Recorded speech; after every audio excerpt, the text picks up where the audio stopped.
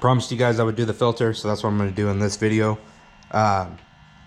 First thing I'm going to do is we're going to take off the top portion of the air box. You can do that by just pressing down on the mass airflow sensor right here and just gently pulling that back. And then there's going to be little tabs right here that you can just push back on these. This one you're going to press forward, and at the same time pulling it up. Now this harness, you want to be careful for the pigtail right here. Make sure it doesn't get damaged, bending it back and forth. So I'm just going to push it back, and I'm just going to place that right there. We're going to leave that like that. Take the air box off, and that's just going to slide off like that. All right, now we're going to set this aside. Take the air filter out. Perfect time to switch it. This one's a brand new one, so we're gonna leave that. You're gonna come down here and you're just gonna pull back on this, pushing downward, kind of helped me there. And we're gonna disconnect the lower part of the air box on the hose that goes down to the bottom. Now we're gonna have a couple 10mm bolts. There's gonna be one right back here. This is not a bolt, that's just a fastener, and then we're gonna have another one right here. So we're gonna take these two off, and then we're gonna pull this unit out. Okay, first I'm gonna remove the two 10mm bolts. Number one. You could probably use a swivel. This one in the back over here is kind of in an awkward position, so I'm just gonna use the wrench and just break that loose.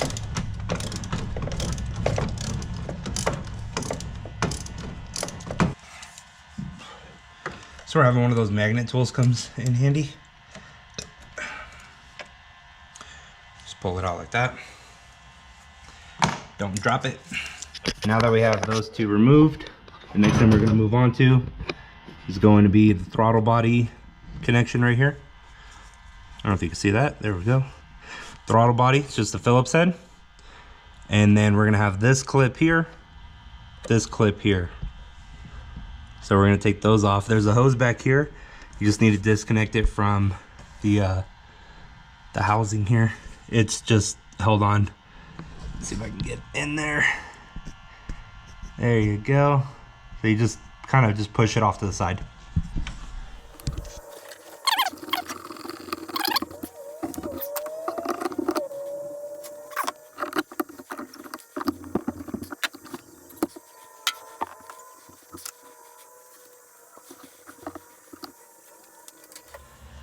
So this bottom line here is going to be a coolant line. A lot doesn't come spewing out, but you want to make sure that you have something ready. I knew it was a coolant line, I just didn't think much was going to come out of it, which it didn't, but I was also kind of holding it upwards. But I just took a tool that I had here, one of the socket ends, socket adapter, and I just shoved that into the line there. And then we got the top one off. All right, so I got it out, but I'm gonna run through some things. To get this air box out, you gotta remove the battery, and you gotta remove these 3 screws that are on the PCM here. Don't disconnect it, don't mess with it. Just remove the 3 screws. There's one more down here, and you can only get to it if you remove the battery. Then you're just gonna either set it aside, use a bungee strap to set it aside, pull it this way a little bit. Don't damage the connectors. Don't disconnect anything, just to avoid any damages, but you just need to move it out of the way, because you can see right here, messing with it, trying to get it out, and it's all, I don't care. It's not a big deal, but I was just trying to show you. That's the only way to get this box out. It will not come out any other way. Trust me, I tried.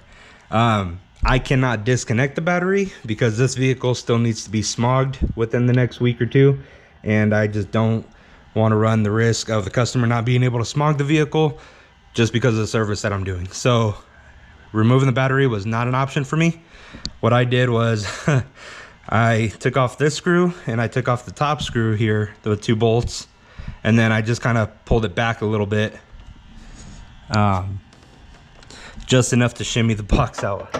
And then as you can see, it still takes some finessing, but you get it out. All right, but yeah, so PCM, that's right there. Now you know, can't remove the box without doing it. If somebody says that they can, then they probably broke something in the meantime. You gotta be careful because there's the master cylinder right here. This is easy to break. It's very flimsy. And then you got a lot of sensors, hoses, stuff like that. You don't wanna damage anything. So just do it right. Unfortunately, I wasn't able to, and but it's all right. I got tools and stuff like that to be able to work around it. I'm gonna put a cloth on that right there. So now the transmission filter. You got these two hoses here. Be very careful because these are brittle, but you can just pop that one out of the way there just so you can kind of see it. Transmission filter is going to be right there. So where are we coming from? Right where the airbox is. I don't know if you guys can see that. Try to get some light. There we go. So move the filter right there. And you can see. So we got to remove that bolt. 10 millimeter. Then we got to take those two clamp filters right there, and there's one on the back side. Okay. You can kind of see right there from the front. All of this hose right here is what it's going to. So that's a bracket that holds it on. It has like a little U on it, so on the filter part, but this would just hook onto that, and then that bolts onto the top there. It's just a little 10 millimeter. Take that off. So it's you got a little bit more room to play with it. So I got the first clip off, or the first clamp off. Now the part is trying to twist it a little bit to get it to break free, so then we can work on the one in the rear. So what I'm going to do is, I was trying to fight with the filter. Now what I'm going to do is just take off this end and that end, and I'm going to take the hose out all in one piece.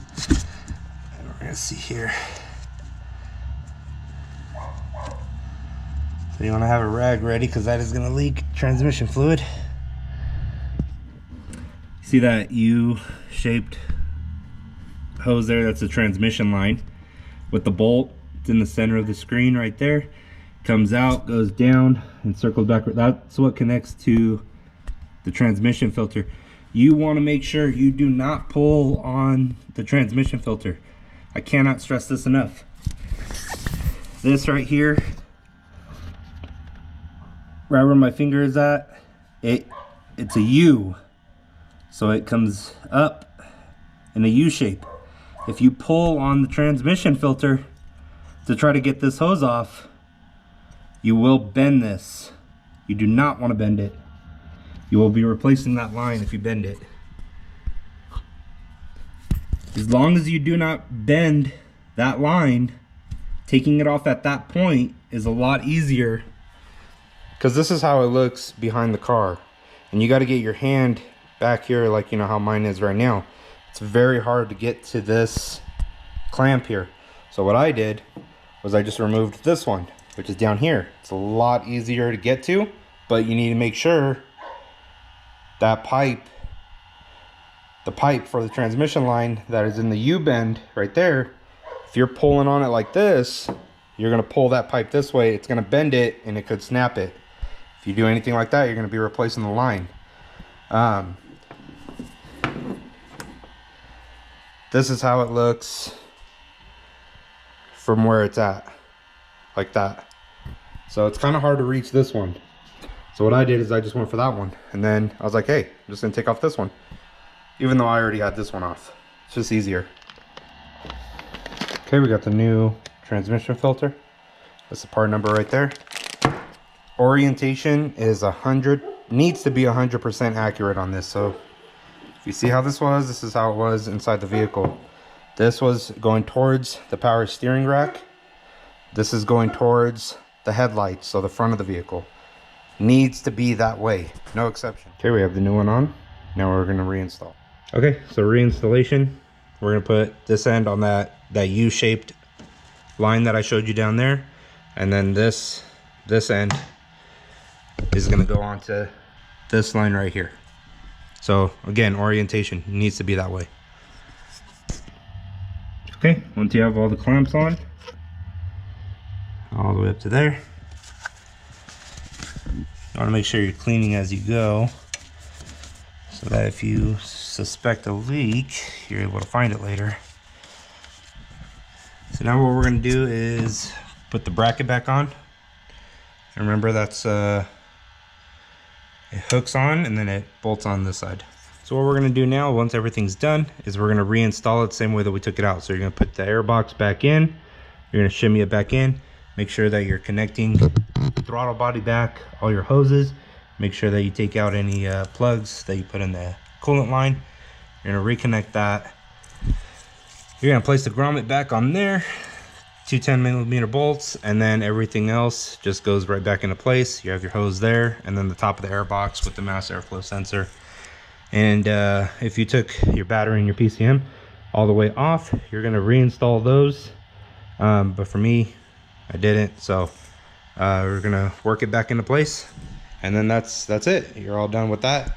If you're just watching the transmission filter video and you're looking to service it as well by doing an oil change, check out my last video. I'll put a link in this video for that one at the end here, but I'll put a link in the video for the service, so then that way you can go ahead and just check out how to do that. I recommend doing the service first before doing the transmission filter, just so then that way you get some of the newer fluid going through the transmission filter as opposed to the older fluid. All right, guys, thank you for watching. If you have any questions, drop them in the comments and I'll try to get to them as soon as I can. Thank you. Have a good one.